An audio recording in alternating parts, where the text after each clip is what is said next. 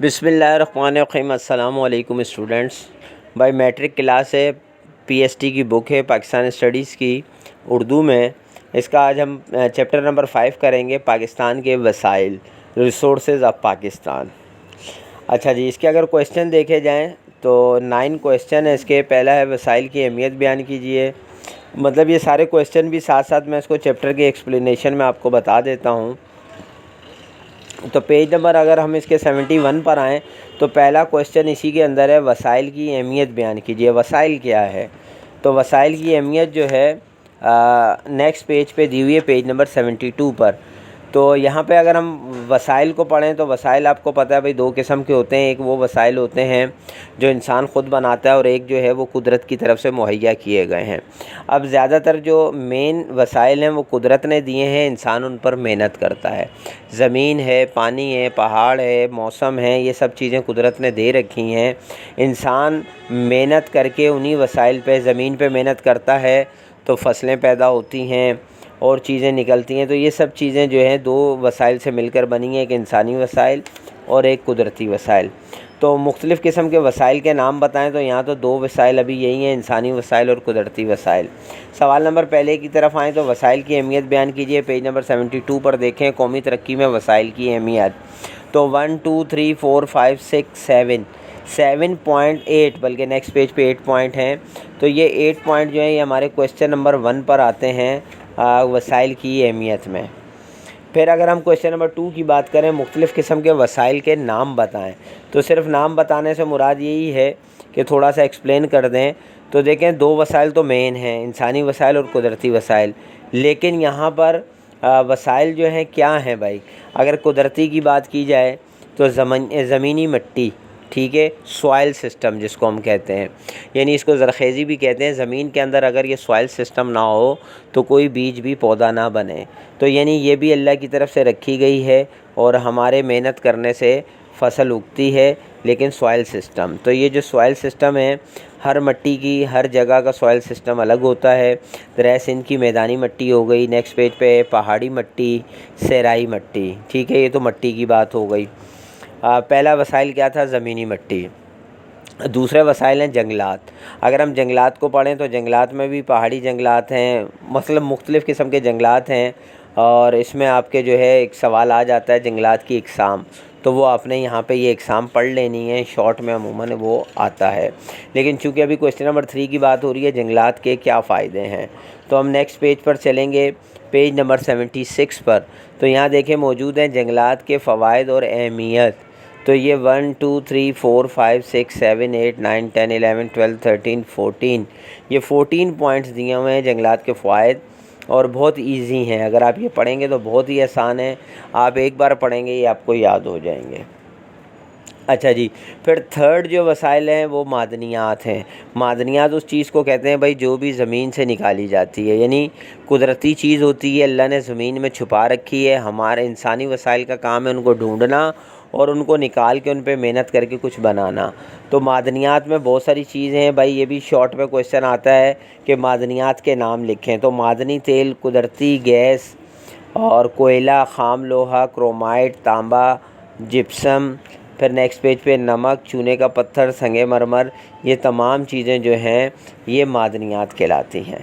تو بھائی اگر دیکھا جائے تو یہ وسائل میں ہم نے جو نام پڑھے، اس میں آپ کا سوائل سسٹم، جنگلات اور معدنیات، ٹھیک ہے۔ اب اگر ہم اس کے بعد آئیں زراعت، تو زراعت جو ہے یہ انسانی وسائل سے بننے والی چیز ہے، ٹھیک ہے۔ تو زراعت آپ انسانی وسائل میں لکھ سکتے ہیں کیونکہ انسان محنت کرتا ہے اس پہ۔ تو زراعت ایک الگ سے ٹاپک ہے، مطلب اب اس میں اگر ایک سوال دیکھا جائے جیسے پاکستان کے معدنی وسائل کے نام بتائیں، تو میں نے نام تو آپ کو یہاں بتا دیے معدنیات کے، ٹھیک ہے۔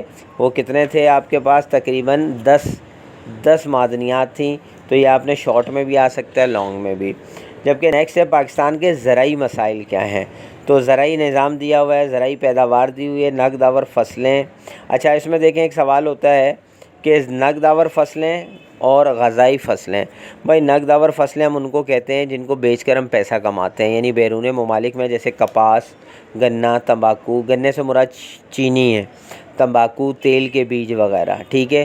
ग़िज़ाई फसलें वो होती हैं जो हम खुद इस्तेमाल करते हैं खाने के लिए, जैसे गंदम, चावल, मकई, जवार, बाजरा, दालें, जौ या जई, फल और सब्ज़ियाँ वगैरह।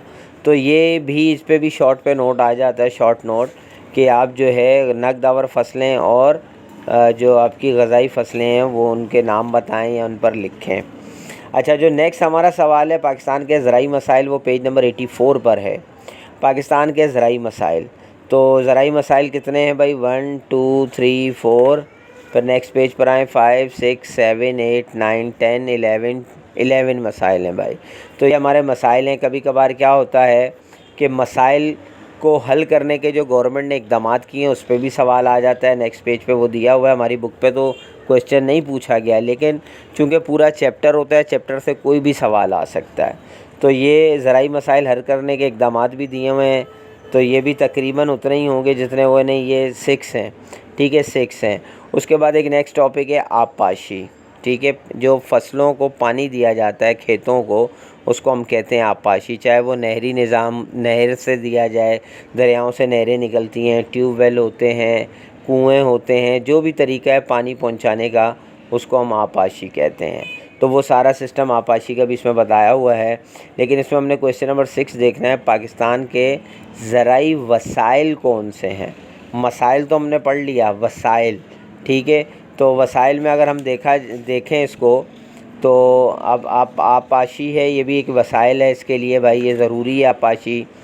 और नेक्स्ट पेज पर अगर हम आएँ तो गलाबानी, तो गलाबानी यानी गलाबानी कहते हैं मवेशी पालना। अब जैसे गाय, बकरी, अब फ़िश फार्म है, कैटल फार्म है, पोल्ट्री फार्म है, ये जितने भी फार्म्स वगैरह हैं जहाँ पर हलाल जानवर पाले जाते हैं और अपने मतलब के लिए, ज़रूरत के लिए, तो वो जो है गलाबानी कहलाती है, ठीक है। मवेशी रेवड़ पालना, तो ये यहाँ पर पूरा गलाबानी का एक पूरा चैप्टर बताया गया है इसके बारे में, ठीक है। तो ये सारी चीज़ें इसमें आ गई। वसाइल में गलाबानी आ जाता है आपका, आबपाशी आ जाता है आपका, ठीक है।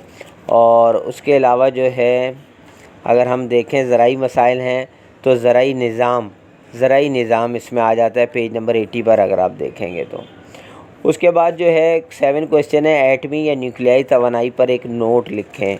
तो अगर आप पाशी के बाद आप देखेंगे गलाबानी हमने पढ़ लिया, तो उसके बाद नेक्स्ट पेज पर देखें आप, तो यहाँ पर दिया हुआ है जौहरी तवानाई पेज नंबर 92 पर, उसको हम एटमी या न्यूक्लियाई तवानाई भी कहते हैं।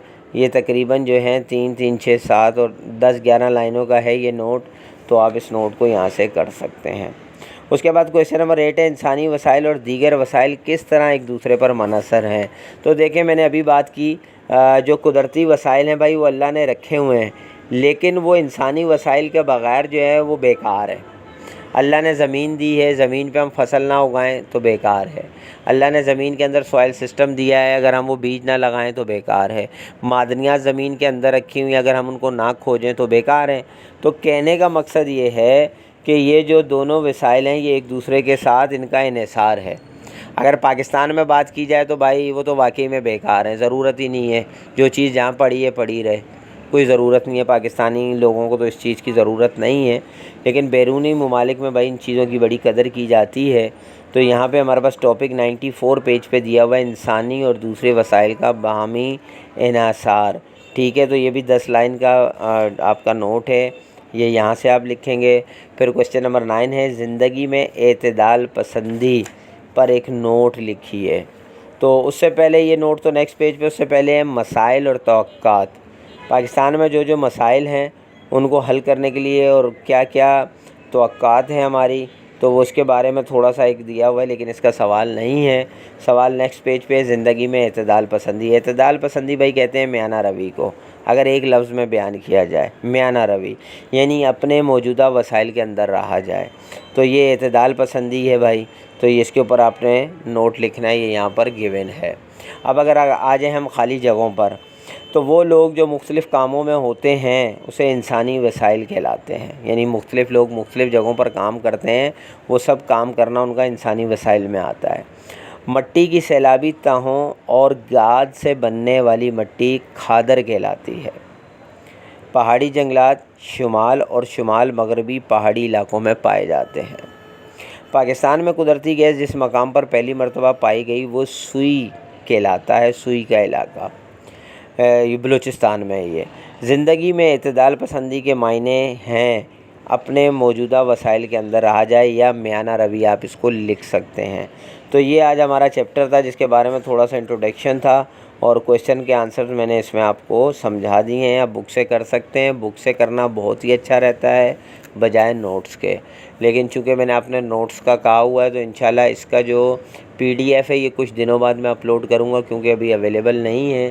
جیسے ہی میرے پاس اویلیبل ہوں گے نوٹس تو پھر میں انشاءاللہ اس کو ایڈ کر دوں گا، آپ ڈسکرپشن میں چیک کرتے رہیے گا۔ اس کے علاوہ اگر کوئی چیز سمجھ میں نہیں آئی تو بھائی آپ پوچھ سکتے ہیں، کمنٹ ضرور کیجیے گا۔ انشاءاللہ نیکسٹ ویڈیو میں ملتے ہیں، جب تک کے لیے اجازت دیجیے، اللہ حافظ۔